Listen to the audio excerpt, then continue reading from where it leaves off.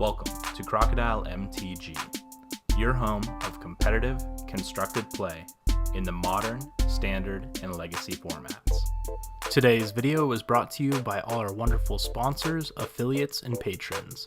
Thank you so much for supporting the Crocodile MTG channel, and we hope you enjoy today's video.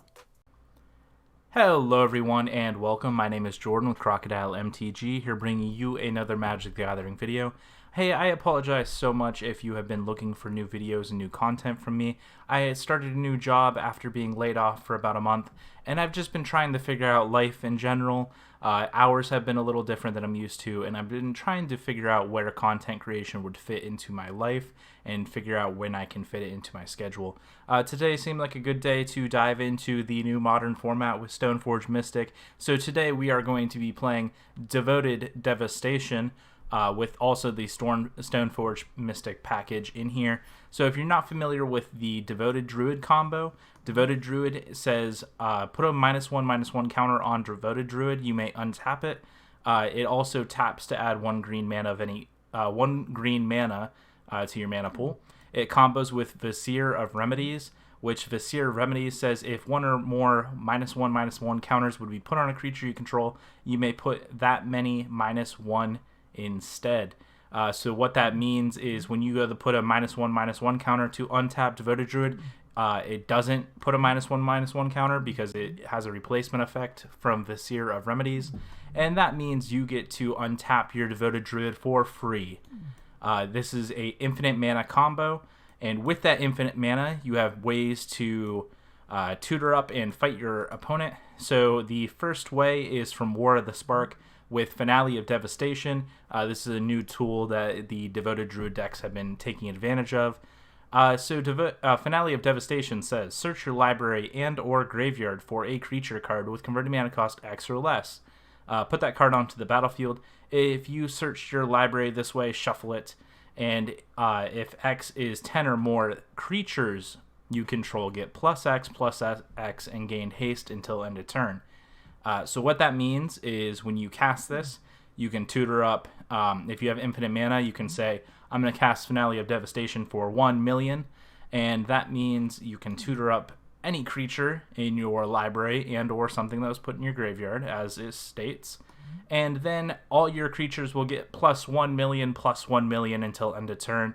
And they all gain haste, which means you're going to be able to use your Finale of Devastation plus a million bonus to swing in with your Vizier, swing in with your Devoted Druid, and swing in with whatever you tutored up. Now we have one other tutor to help us find our combo pieces. That tutor is Eldamri's Call, and it's an instant, and you may it's a green and a white, and it says search your library for a creature card, reveal that card, and put it into your hand, then shuffle your library. So if we have infinite mana and we don't have the Finale of Devastation in hand just to destroy our opponent, we can cast Eldamri's Call and search up our Walking Ballista or our Shalai, which are two cards with mana intensive abilities that will definitely end the game, similar to Finale of Devastation. Shalai, Voice of Plenty, is a flying angel from Dominaria, and it says you, planeswalkers you control, and other creatures you control have hexproof, but it is a mana sink where you can pay 4 green, which if you have infinite mana, it's free. Not free, but you can pay it as many times as you want. And it says put a 1/1 counter on each creature you control. So if you assemble the combo with Devoted Druid and tutor up Shalai, you can play Shalai, then you can make all your creatures infinite power. You can say +1 million again. The only downfall of this is the only thing that would necessarily, like anything that has Summoning Sickness wouldn't be able to attack. So in this case, even though you tutored up Shalai and played her, you would not be able to attack with her because she would have Summoning Sickness. However, if your opponent is not playing a hexproof ability and they are wide open and can be targeted, your better option here is Walking Ballista. And Walking Ballista, as many of you know, is a XX card, which means you pay, for every 2 mana you pay into it, X equals 1. And Walking Ballista enters the battlefield with X 1/1 counters on it. And you may also pay 4 to put a 1/1 counter on Walking Ballista, and then you may remove a +1/+1 counter from Walking Ballista to deal 1 damage to any target. So if you say, I'm going to make 2 million mana, and then you can say, I'm putting that 2 million mana into my Walking Ballista that I tutored up with Ozdamri's Call, and you can shoot your opponent for 2 million. 2 million may be on a stack. The first 20 normally kills your opponent. So then, in addition, okay, so we have the Vizier Druid combo, which I explained. We have our tutor effects, which I also explained. And we have our Walking Ballista and Shalai, which are our mana sinks. So in addition to the combo here, which are all very good cards, we have the Stoneforge Mystic package. So Stoneforge Mystic, as many of you know, recently gotten banned in Modern. Stoneforge Mystic is a core artificer for 2 mana. It says whenever it enters the battlefield, you may search your library for an equipment card. You may put that card into your hand and shuffle your library. So Stoneforge Mystic is pretty much for the most of the time our plan B. So Stoneforge Mystic, you can also pay 1 and a white and tap it, and you may put a equipment card from your hand onto the battlefield. So for this package, many people are instantly putting Batterskull in their deck. Batterskull is a living weapon, and so a living weapon, whenever the equipment enters the battlefield, create a 0/0 black germ creature token and then attach it to the equipment. So Batterskull, when it enters, creates a 0/0 black germ, and it instantly becomes equipped. The Batterskull instantly becomes equipped to the germ. So that means the germ is not a 0/0 and dies instantly. It becomes equipped creature gets +4/+4 and has vigilance and lifelink. The germ would become a 4/4 vigilance lifelinker. You may also pay 3 to return Batterskull to its owner's hand, which you paired with Stoneforge Mystic, you can bounce it back to your hand and then replay it for 5 mana. You can also equip this to another creature for 5 additional mana. So Batterskull is pretty good because you can tutor up with Stoneforge on 2, play Batterskull on 3, and turn 3 4/4 Vigilance Lifelinker is normally pretty good and helping stabilize the board against multiple creature strategies. So in addition to the rest of our package, we're playing the second best weapon across most of the format. Some would argue it's Sword of Feast and Famine. I am a big fan of Sword and Fire and Ice. So Sword of Fire and Ice is an equipment for 3 mana, and it says equipped creature gets +2/+2 and has protection from red and blue. And then whenever equipped creature deals damage to a player, Sword of Fire and Ice deals 2 damage to any target, and then you may draw a card. So the reason people think Feast and Famine is the best sword currently in Modern is because majority of people are playing it, and also there's arguments about discarding a card and untapping your lands or being a pretty good interaction as well. But since this deck is playing the Devoted Druid combo and we're already a infinite mana deck, we don't need more mana. Sword of Feast and Famine does give protection from black, which is another reason, because if you're attacking in with your sword on turn 3, you don't want to get hit by a germ token that's a 4/4 Vigilance Lifelinker. So Sword of Feast and Famine basically makes it makes Batterskull tokens not be able to block, which is a fair reason to play it. Sword of Fire and Ice, though, drawing a card, being able to deal 2 damage to something in this deck is 2 abilities that this deck doesn't typically have access to. So overall, I think Sword of Fire and Ice is a pretty decent addition to this deck as opposed to Sword and Feast and Famine. We do have Lightning Greaves, which is one most people are not used to seeing in Modern. A lot of people know it from Commander. Lightning Greaves is an equipment that costs 2 mana with an equip cost of 0. And it says equipped creature has haste and shroud. So this being able to just draw it naturally and playing it on the battlefield gives all your creatures pretty much haste that enter. So you're going to be able to use your Devoted Druids instantly. You're going to be able to attack with your Shalai instantly. Being able to have Shroud also is a very powerful ability because that means it cannot be targeted by anything, including your own things, but we don't really have too much to equipped. So once our Devoted Druid is equipped, it is pretty much protected from everything up until board wipes. So board wipes or deal damage to multiple things. That is one of our downfalls, but hopefully against decks like that, we get the combo off pretty early. The final card in our Stoneforge Mystic package is one not a lot of people think of. It is Viridian Longbow. So Viridian Longbow is a 1 mana equipment, and it says equipped creature has tap. This creature deals 1 damage to any target, and the equip cost is 3. And a lot of people would be like, why is that in here? This does not look good at all. The reason it is in here is because it is fantastic in this deck, because if you have infinite mana and you don't have anything to do with it, and you have a Stoneforge Mystic, and you have a way to tutor Viridian Longbow, so it's tap, this creature deals 1 damage to any target. So if you put Viridian Longbow on your Devoted Druid while you have Vizier Remedies out, you can tap your Devoted Druid, not for mana, but to deal 1 damage to your opponent. And then you can pay to untap Devoted Druid, similarly how you would with the mana ability, and you get to do it all over again. So you get to deal infinite damage to your opponent through Devoted Druid, as long as you have the combo. And it's just a good card to have kind of an access to because of this combo, because these pieces are pretty fragile, the tutoring abilities. But if you don't have an instant way to kill your opponent through Walking Ballista or Shalai, or Finale of Devastation, then Viridian Longbow is one of your third ways to go there. Stoneforge Mystic package is here pretty much as a plan B, like I was saying, because it is a very powerful package. And it also puts pressure on your opponent to kill your Stoneforge Mystic and Batterskulls or try to deal with your equipment. And if they're trying to do that, you can sometimes sneak the combo in.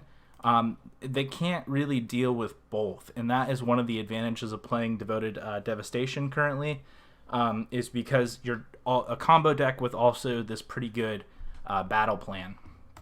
So to kind of quicken our combo here, we have a group of quote-unquote birds. We have Birds of Paradise, and we have also Noble Hierarch.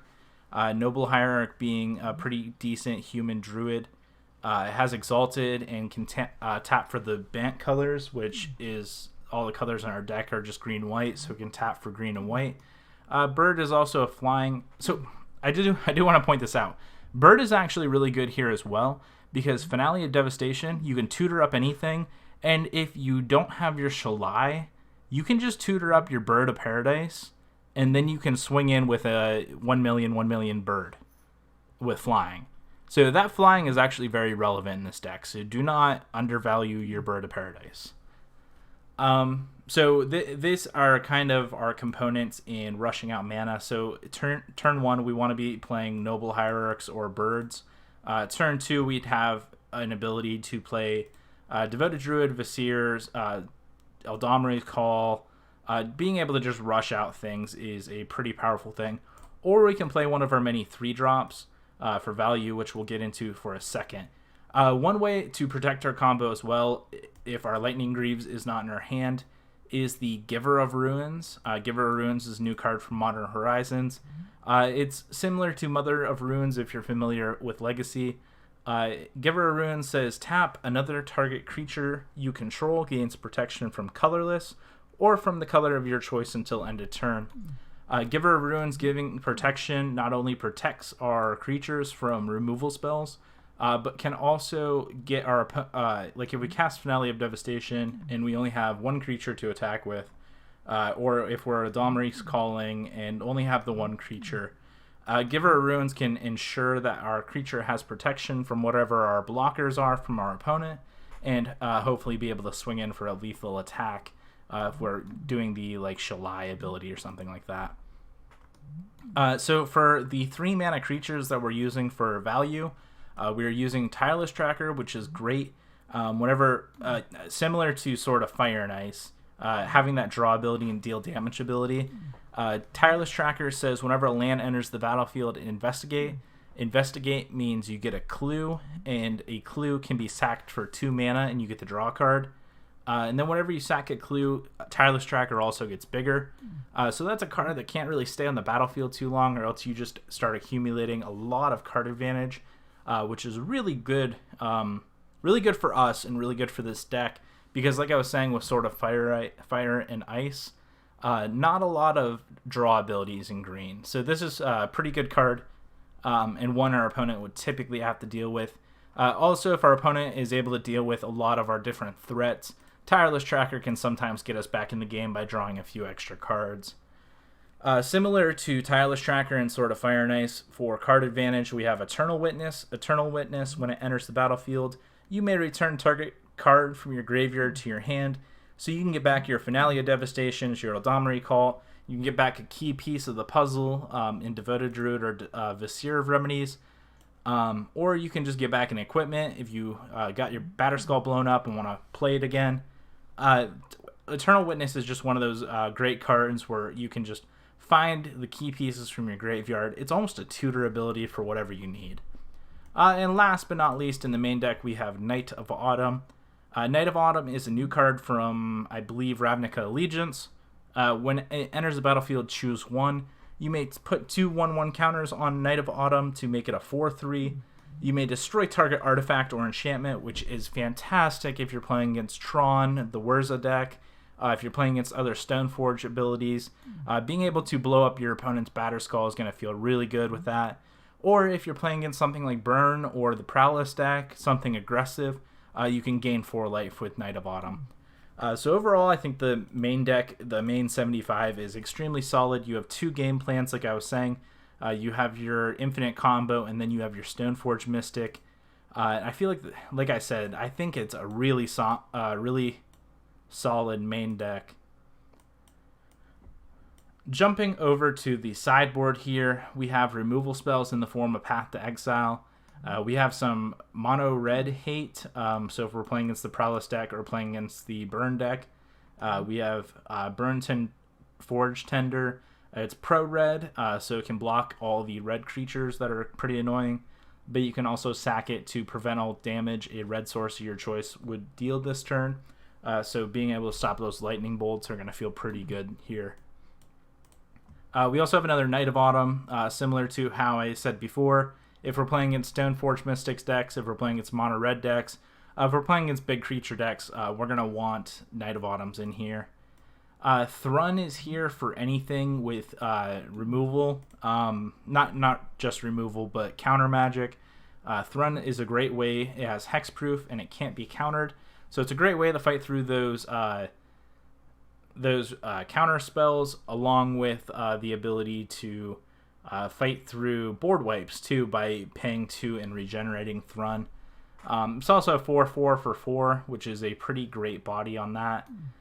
Similar to how I said with Tireless Tracker here, also anything we want that's a little bit of a grindier matchup and we want to bring Tireless Tracker in for, he is also in the sideboard. We also have 2 Collector Oops. These are for the Wurza decks and also for some of our Tron matchups. Anything that's really affinity or artifact based, we want the Collector Oops for. Last but not least, for creatures at least, we have Aethersworn Canonist for our Storm matchups. So it's an artifact creature, human cleric. It's a 2/2 for 2. Each player who casts a non-artifact creature spell this turn cannot cast an additional spell. So right now we have Twiddle Storm running around. We have normal Storm running around. Sometimes we want Canonist against, not necessarily Burn. Burn's probably a really bad matchup. I don't know why I said that in the beginning. I was trying to think. Some control decks we might want Canonist against. That way we can kind of bait out some like counter magic, and then our opponent can't cast anything. I guess it says each player though, so we ignore that. We probably don't want it against a control deck. We do have Dampening Sphere also. This is again another way to fight through those storm decks but also fight our big mana decks too. The big mana decks currently running around are Tron. If we're playing its Amulet Titan, which I don't think there's too many currently running around, I think Primeval Titan, Valakut strategies are a little bit better. And overall, I could see playing, now that I think about it, I could see playing some like Veil of Summers in the side a little bit. I guess we'll run through a couple leagues and see. I'm actually missing a card from my sideboard. What am I missing? Give me 1 second here to look. There should be another Night of Autumn here. There we go. Okay, so Night of Autumn. Okay, so this is a pretty good matchup then against Burn, I believe.